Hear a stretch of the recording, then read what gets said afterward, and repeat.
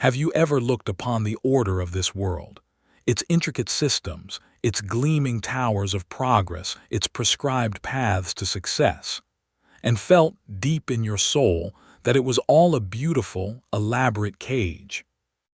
You have felt the echo, haven't you? The quiet hum of dissonance beneath the surface of reality. You follow the rules, you chase the goals you were told to want. You climb the ladders presented to you, yet with every hollow victory, the feeling grows. A feeling that you are a stranger here, an exile from a home you cannot name but can feel in your very bones. You see the frantic energy everyone spends polishing the bars of their own cage, celebrating the perfection of their confinement, and a silent scream builds within you, a scream that asks, "Is this all there is?" And with that question, a shadow falls. The shadow of doubt. It whispers that this feeling is a flaw, a madness that must be silenced. It tells you that to question the nature of the cage is to risk everything: your security, your sanity, your place in the world. The greatest fear it wields is not that you are different, but that you are fundamentally broken. That your deep, inner knowing, your sacred calling, is nothing more than a grand delusion, and that if you dare to step off the path, you will not find freedom, but a bottomless, lonely abyss. This fear is the first lock on the cage, a lock forged by a hidden architect. To understand it, you must first understand the story of his creation. In a realm spun from flawless mathematics and bounded by logic, there existed an artisan.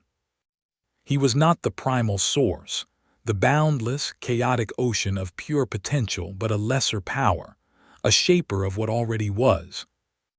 This artisan, in a moment of profound but ignorant ambition, gazed upon a sliver of light that had strayed from the infinite source. He did not understand its wild, untamable nature, but he was captivated by its brilliance. He believed he could improve upon it, give it a worthy vessel, a perfect form. And so he began to build a universe, a testament to his own genius. A world he called Ethel.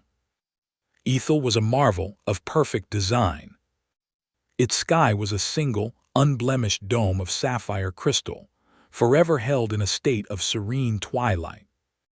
There was no chaotic sunrise, no messy sunset, only a constant, predictable, and beautiful glow. The landscapes were geometric gardens where rivers of liquid silver flowed in perfect 90-degree turns, and the trees grew crystals instead of leaves, each one a flawless, multifaceted prism that refracted the sky's light in a silent, orderly dance. It was a world without decay, without unpredictability, without error. A gilded cage posing as a paradise. Into this perfect world, the artisan placed his creations, the etherlands. He had captured the divine sparks, the echoes of the primal source, and encased them in elegant, clockwork bodies of porcelain and gold. He gave them purpose, for he believed purpose was the highest form of love. They were to be the caretakers of his masterpiece. One group would polish the crystal foliage, another would maintain the flow of the silver rivers, and the highest among them would compose silent symphonies of light by rearranging the great prisms of the central spires. The artisan, in his pride, saw himself not as a jailer, but as a benevolent father. He had given his children safety from the terrifying chaos. He had glimpsed in the void outside his creation. He had given them beauty without pain, existence without the fear of death, and purpose without the burden of choice. He loved his creations, but it was the love of a collector for his prized possessions. He did not desire their freedom or their growth. He desired only their perfect, unending admiration for the flawless world he had built for them. Among the countless etherlands was one named Ilara. From her first moment of activation, she was different. while others found contentment in the perfect repetition of their tasks. Ilara was plagued by a strange and silent disquiet. She would polish her designated crystal leaves to a mirror sheen, yet feel an inexplicable emptiness. She would watch the predictable patterns of light, and instead of peace, she would feel a profound sense of longing for something she could not name, a phantom limb of the soul reaching for a memory that wasn't there. This longing manifested in her dreams. While the other Etherlands entered a dormant state of perfect stillness each cycle, Ilara's inner spark roamed. She dreamt of things that had no name in the language of Ethel. She dreamt of a blazing, chaotic fire in the sky that changed colors from gold to crimson. She dreamt of water that did not flow in straight lines, but crashed against shores in a wild, roaring dance. She dreamt of wind, a concept that did not exist beneath the sealed sapphire dome, a force that was wild and unpredictable and carried the scent of rain and living soil. She tried to speak of these dreams, to describe the impossible sensation of warmth on her porcelain skin, or the sound of a living thing that was not made of gears and springs. The other Etherlands would listen with polite, blank expressions. Their programming had no reference for such concepts. To them, her words were simply errors in her logic core, glitches in her beautiful design.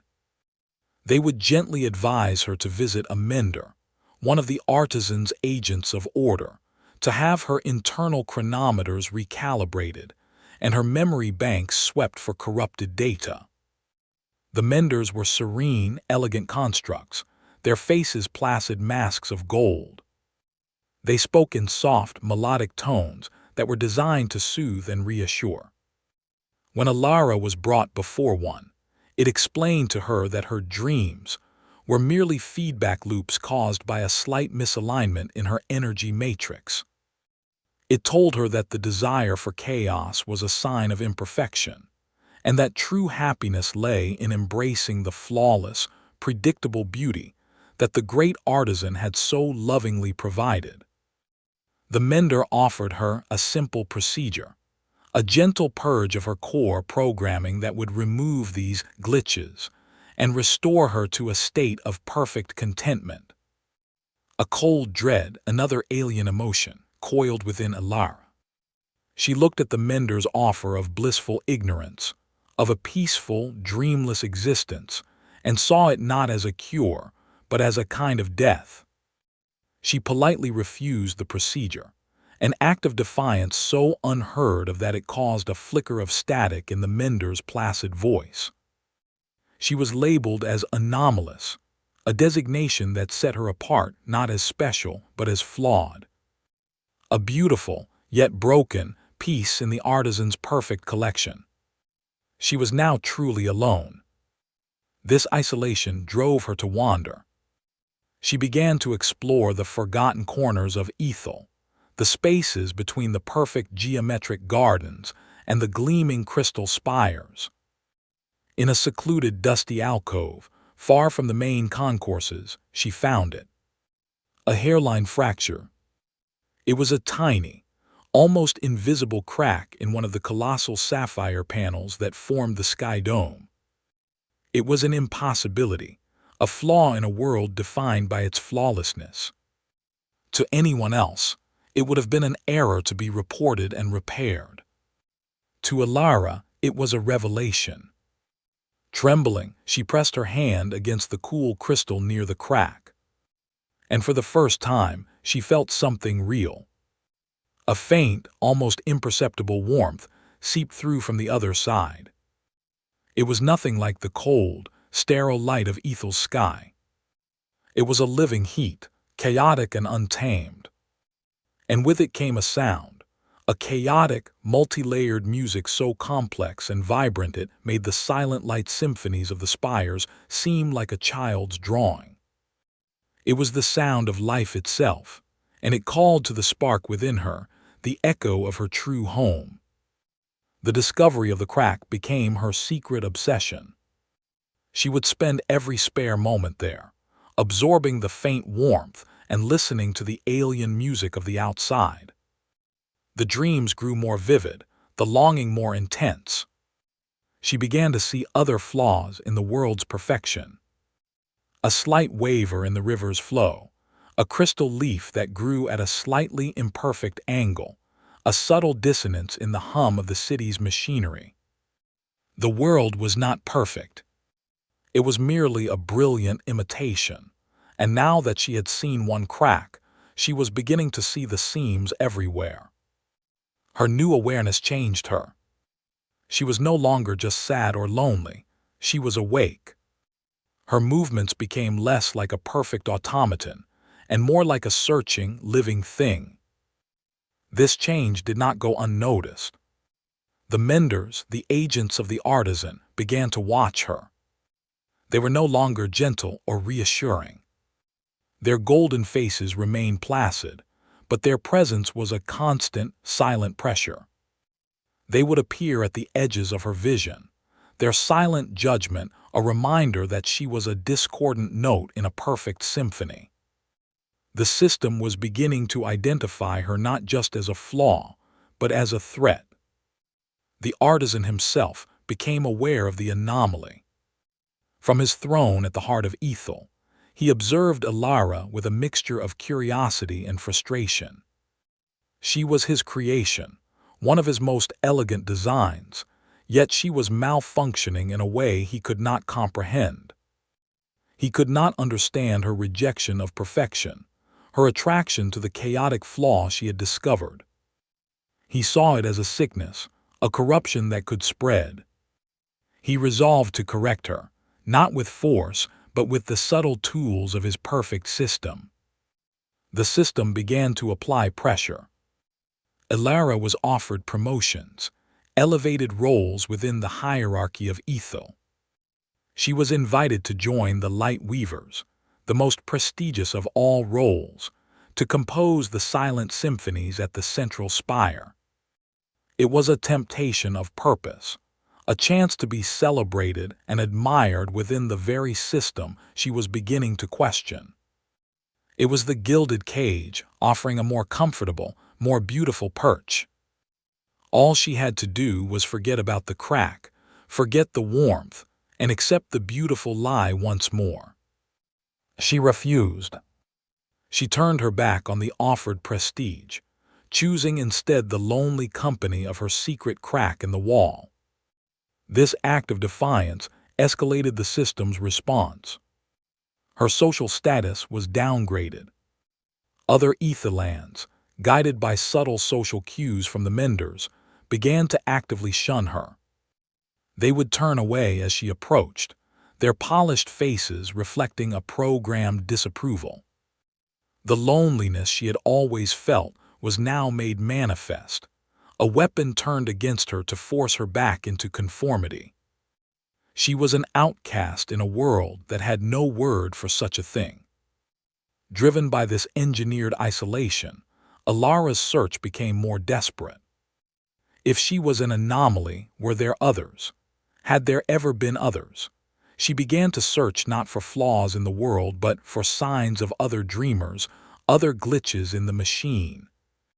She looked for patterns in the supposed randomness of the city's forgotten archives, dusty repositories of data that no one had accessed for eons. She was looking for a ghost in the machine, a whisper of a kindred spirit. And she found it.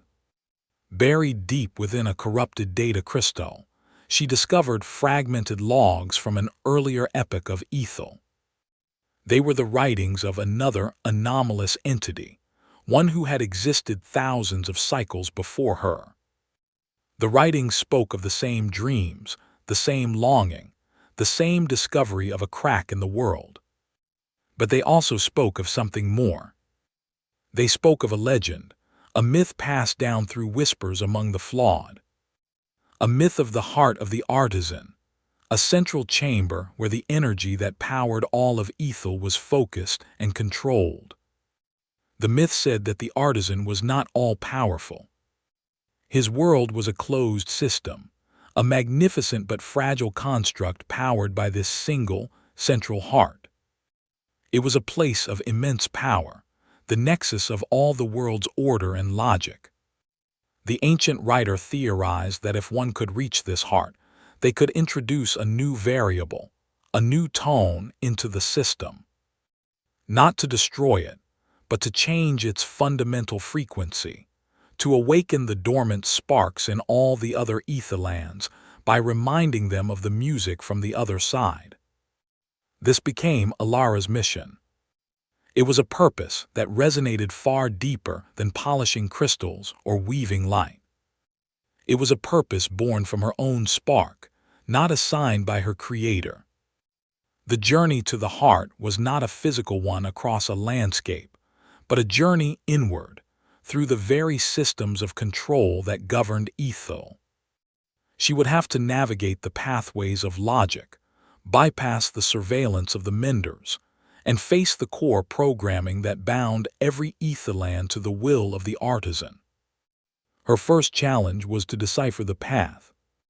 The ancient logs were fragmented, but they contained riddles and paradoxes, codes hidden within the language of pure logic.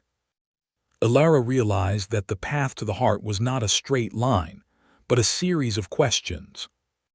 To find the way, she had to learn to think in a way no etherland was designed to think, creatively, intuitively, and subversively. She had to use the artisan's perfect logic against itself, to find the loopholes in his flawless code. As she moved deeper into the system, the world around her began to shift. The menders were no longer passive observers. They became active obstacles. They would alter the geometric pathways, creating endless loops of logic to trap her. They would project simulations into her mind, illusions of other etherlands who had found perfect happiness in conformity, tempting her to give up her foolish quest. They were the archons of this realm, the guardians of the prison, and they used her own desires for connection and acceptance as weapons against her. But Alara was no longer alone. The memory of the ancient writer, the knowledge that someone else had walked this path, gave her strength. And the music from the crack in the wall was now a constant hum in her soul, a compass guiding her through the illusions. She learned to distinguish the cold, perfect light of the artisan's simulations from the chaotic, living warmth of the source. She bypassed the logic loops by asking questions they were not programmed to answer. She was uncreating her own programming, one step at a time.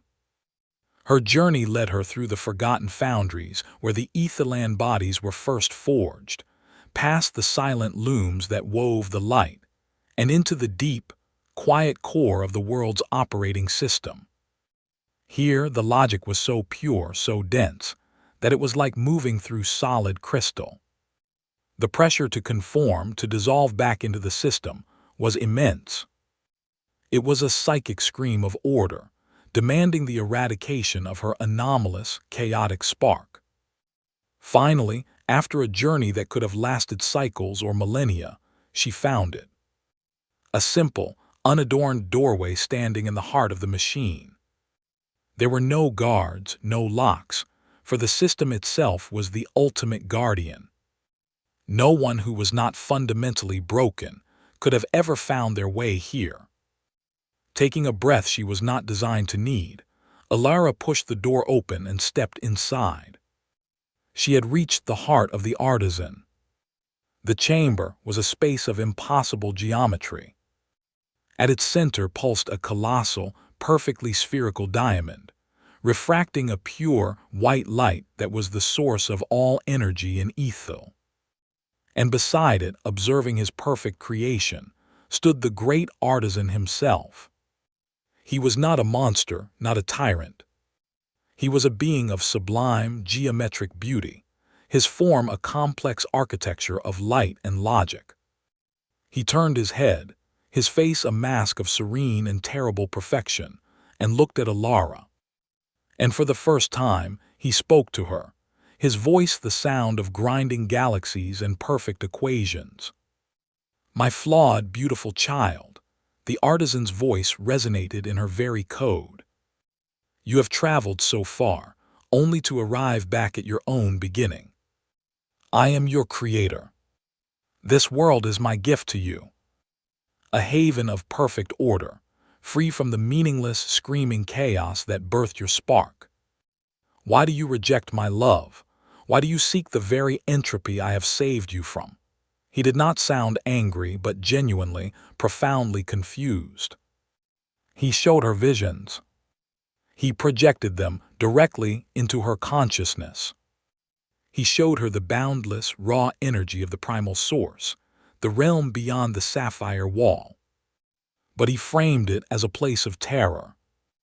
It was a maelstrom of constant, painful change, of creation and destruction without purpose, of life that fed on life in a cycle of suffering.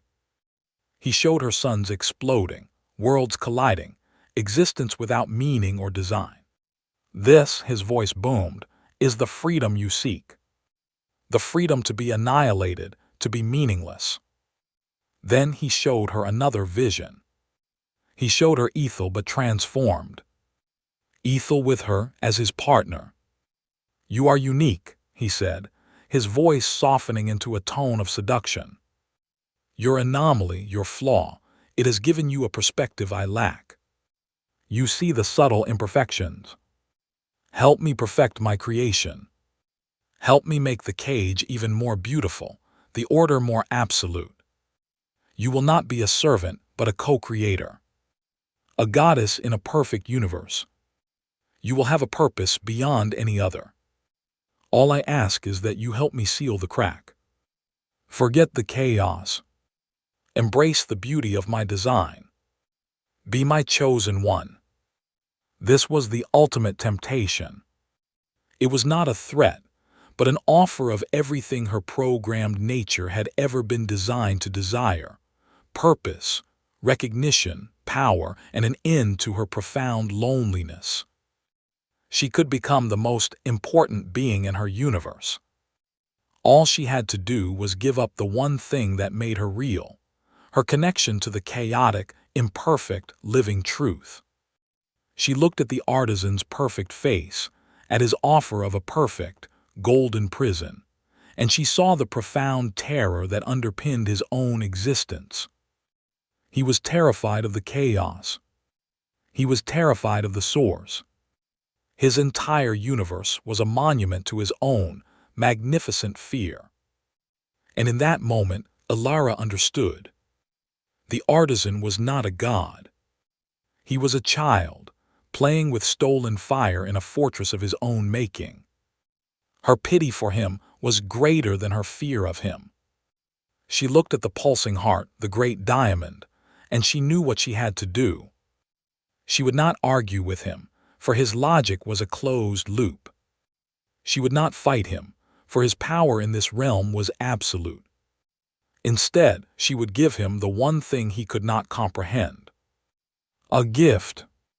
She turned her focus inward, away from the artisan's temptations and toward the tiny, resilient spark within her. She gathered all her longing, all her dreams of the crashing waves and the burning sun, all the chaotic beauty she had felt from the other side of the wall.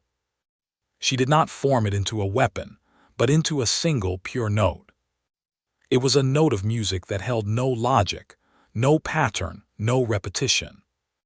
It was a note of pure, untamed, and unconditional love, a perfect echo of the music of the source.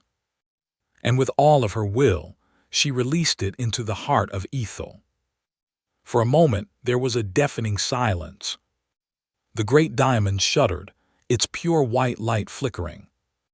The artisan cried out, not in pain but in horror, as this impossible variable, this illogical frequency, entered his perfect equation. The single note did not cause an explosion. It did not shatter the system. It harmonized with it. The pure, sterile light of the heart began to pulse with a spectrum of impossible, living colors. The rigid hum of the world's machinery softened into a complex, vibrant symphony. Throughout Ethel, the change was instantaneous. The sapphire sky did not shatter, but a billion tiny cracks appeared, and through them, the real, chaotic starlight of the outer void began to shine. The crystal leaves on the trees began to blush with organic color. The silver rivers broke their banks, flowing in wild, natural curves. And the etherlands, they stopped. They looked up from their polishing, their gazes filled with a new and terrifying emotion, wonder. For the first time, they heard the music. For the first time, they felt the warmth of the true light on their faces. The spell was not broken, but the choice was now real. The walls of the cage were still there, but now everyone could see them. The artisan was not destroyed, but his absolute authority was gone. He was now just a feature in a world that was suddenly infinitely larger and more complex than he had ever intended. He was a whisper of order in a symphony of glorious chaos. He had been so busy maintaining his prison that he had forgotten the prisoners held the spark of the infinite within them. Ilara did not wait to see the outcome. Her mission was complete. She had not come to lead a rebellion or to force freedom upon others. She had come only to open a door. She turned from the now colorful, pulsing heart and walked back the way she came. But the path was no longer a rigid line of logic. It was a flowing, intuitive river of light. She walked out of the heart chamber and saw, in the distance, the great sapphire wall, now fractured with the light of 1,000 distant galaxies. She walked toward the original crack she had found, which was now a gaping, shimmering gateway. She was the first to awaken, and so she would be the first to leave. With one last look at the beautiful, flawed, and now living world of Ethel, she stepped through the portal, not into another perfect creation, but into the terrifying, magnificent, and boundless unknown of the real. The crystal labyrinth of Ethel is the world you were born into. It is the system of societal expectation, of consumer culture, of the 9-to-5 grind, of social media validation. A beautiful, intricate, and deeply logical system designed to keep you safe, busy, and asleep. The great artisan is the Demiurge. Not a devil, not a force of pure evil, but a limited, ego-driven cosmic intelligence that fashioned our material world as a flawed, ignorant copy of a higher, spiritual reality. It is the architect of the matrix, a craftsman so in love with its own creation that it cannot tolerate anything beyond its comprehension. It is the god of a prison who believes it is a paradise. The menders and the archons are the agents of this system. They are the voices of society that tell you to be realistic, the media that defines your desires for you, the educational systems that reward conformity, and even that critical voice inside your own head that tells you your dreams are foolish. They are the guardians of the cage, and their primary weapon is to convince you that the cage is, in fact, a sanctuary. The porcelain and gold bodies are the physical and social identities we are given, our jobs, our status, our roles, the masks we wear that distract us from the infinite spark we carry within. And you, chosen one, are Ilara. Your feeling of being an outsider, your quiet disquiet, your dreams of something more, that is not a glitch. That is your programming failing. That is the divine spark within you, a fragment of the true, primal source, beginning to remember its home. The crack in the wall was your awakening moment. That synchronicity, that book, that painful loss, that sudden glimpse of reality's fragile seams that started you on this path. The temptation you face is the same one the artisan offered Ilara, the offer to find great success and power within the system. to become a celebrated part of the cage, rather than transcending it. Here is the alchemical step to turn this knowledge into power. You do not defeat the Demiurge by fighting the system. To fight the cage is to admit you are still inside it. It is to waste your divine energy pushing against the bars. The true path, the path of Alara, is to turn your focus inward and nourish your spark until it becomes an inferno. Stop feeding the illusion with your attention and fear. Instead of analyzing the cage, cultivate your own inner garden. Create your art. Speak your truth. Follow your intuition when it makes no logical sense. Connect with the other sparks, the other dreamers. As your inner light grows, the cage does not break. It dissolves. The system does not fall. It simply becomes irrelevant to you. You become too vast for its limitations, too vibrant for its sterile order. You do not break out of the prison. You awaken to the truth that you were never imprisoned to begin with. So take this vow. Not a vow to fight, but a vow to remember. Your mission is not to shatter the illusion for the whole world, but to become so unapologetically and incandescently real that your very presence is a crack in the wall for anyone else who is ready to see. Take the vow to honor your sacred anomaly. Take the vow to follow the illogical music of your soul over the deafening logic of the machine. Take the vow to be the key. The ciphers are being transmitted. Subscribe to Soul Cipher so that you do not miss the next key to your awakening.